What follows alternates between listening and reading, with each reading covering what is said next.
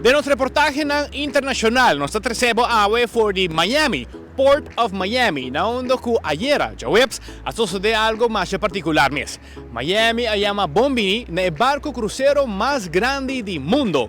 Sí, oficialmente Royal Caribbean y naturalmente full ciudad de Miami ayama Bombini con ceremonia bonita e barco más grande del mundo, llama Icon of the Seas. El barco aquí tiene una capacidad de aproximadamente 8,000 turistas y día 27 de enero próximo el barco lo está saliendo fuera de Miami como su home port visitando diferentes ciudades. Para ahora aquí, Aruba no está en su itinerario, pero nos tiene una buena información que conversación está andando en el momento aquí entre Aruba Ports Authority y también Royal Caribbean para mirar que si en el futuro nos puede recibir el barco aquí. Para sobra, para lo que se trata fue logística, Aruba por para recibir el barco aquí.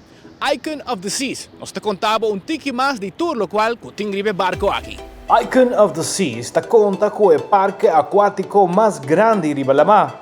También el barco te conta con 7 pool, 20 deck y más que 40 restaurantes y bar lounge para poder disfrutar ahora que quer comer o beber algo. En totalidad, tiene 2.806 camber, cual por resultar de una ocupación máximo de 7.600 turistas.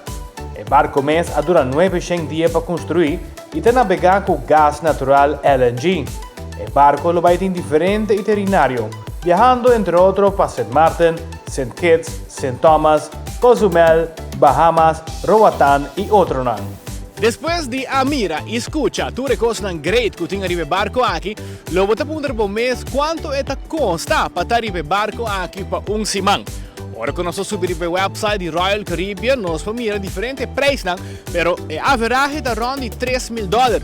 Alguna fecha botaja eran around de $2,500 y otra fecha eran $3,500 aquí está para persona, pues no está un precio barato, pero por visto que voy a experienciar una experiencia única de estar el barco más grande del mundo, Icon of the Seas. For de Miami, para 24horas.com, a mitad Mark Benson Dance, no está el promedio en noticia.